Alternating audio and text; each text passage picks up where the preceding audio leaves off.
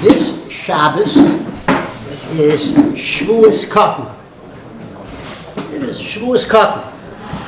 We know that the Zman determines the Kriya for Kriyas HaTorah. Pesach, the Kriya is about Pesach. Shavuos is about Shavuos. Sukkot is about Sukkot. Likewise, the Kriya creates a certain aura, certain emanation that brings about the Zman, the Kriya brings this type of aura, so there is a ruchnius, a spiritual impact.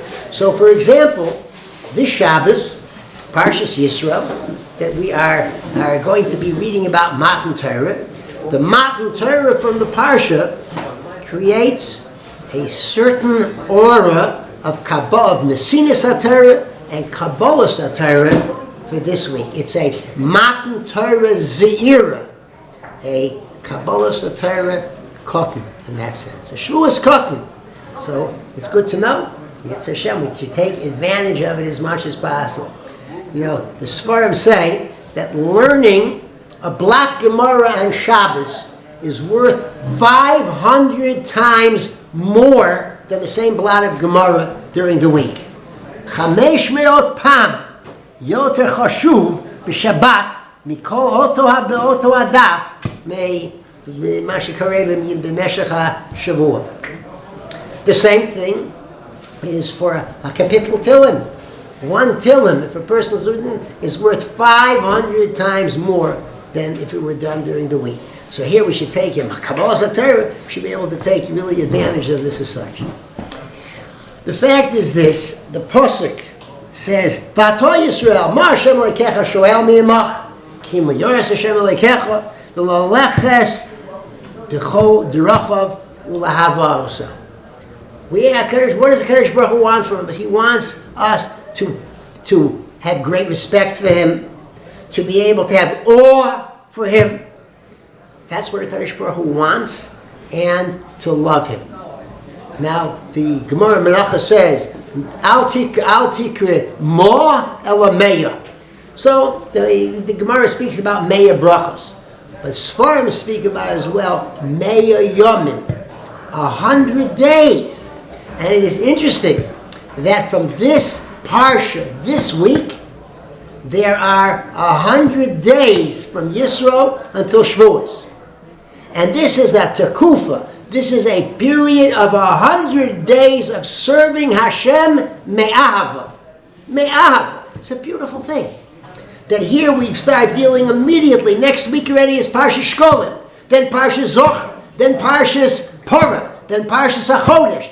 My, oh my, immediately is something very special happening. And then Misha Nichlas Adar, we're already in the midst of, we were in Adar, the Zman of Hatzolah for Klal Yisrael. And then we're in Pesach, the Geula for Klal Yisrael. And then during the Shivas Nekiyim of the 7 weeks of the Shiva Shavuos until Shavuos, this is a Zman of Ahab, getting close to HaKadosh Baruch Hu, doing mitzvahs in such a way.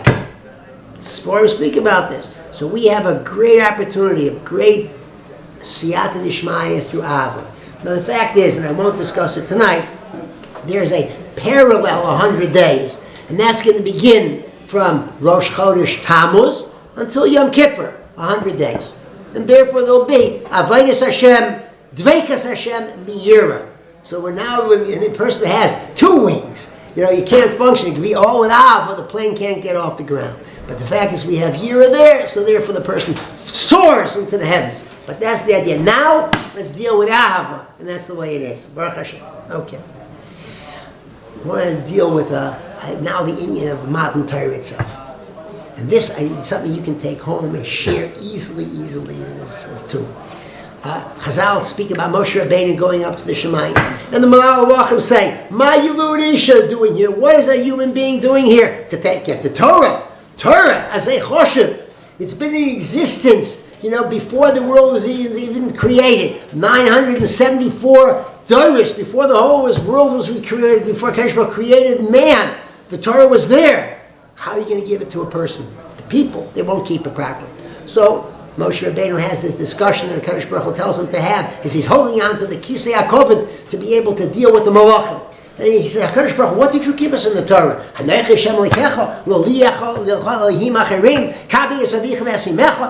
You weren't in Mitzrayim to have Anochi Hashem Lekecha. You don't have any other possibility, other gods. You don't have parents. You don't have lo sirsach, lo sinif, lo siknif. You don't have any of the things. There's no murdering. There's no kidnapping. There's none of these things with you. There's no Yetzer Hara. The Torah's not for you. And they're Moedeh. And that's it. So everybody asked the Shaila. And I'm going to go into that famous Duvna Magid. What was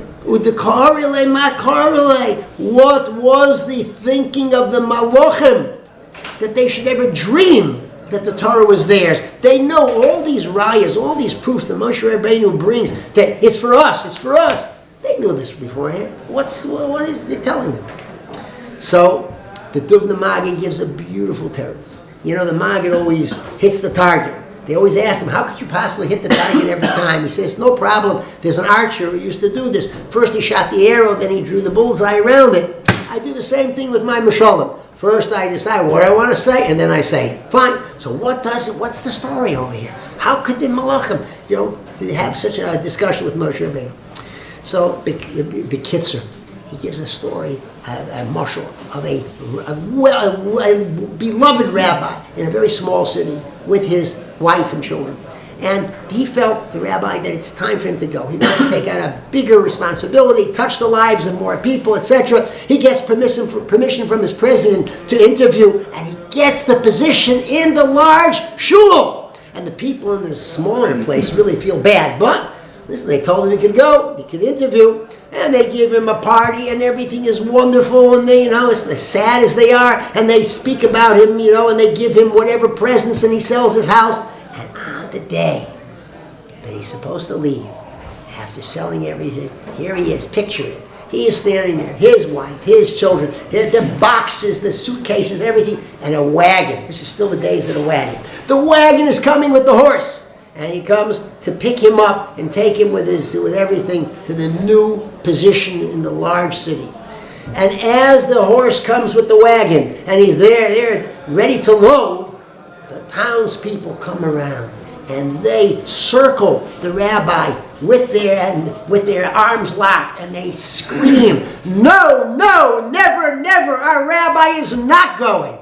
The horse gets upset, gets spooked, and off it goes, turns around, goes, and the rabbi is humiliated. How can you do this to me? After all the service I've done for years, how can you treat me this way?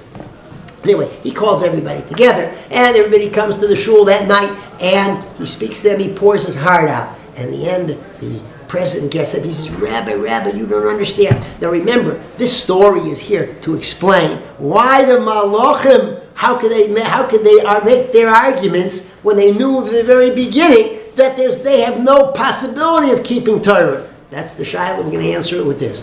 Says the president when he speaks he says, Rabbi, you don't understand. We did everything for you. We know we can't keep you. We know that you're leaving. But we want them, the people that you're going to, the new city that you're going to. We want them to know how important, how beloved, how choshev you are. That if we could have kept you, we would have kept you. And that's exactly what happened now.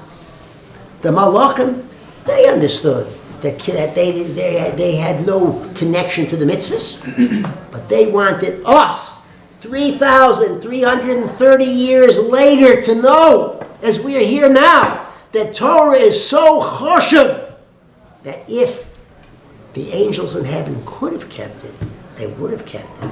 And therefore we should know, Ashreinu, Matov Chalkeinu, Manoim Gorelenu, that HaKadosh Baruch Hu has seen fit to give us our Torah HaKadosh. And therefore we should love it and learn it and grow in Yitzhak Shel Mechayel El Chayel. A guten Shabbos.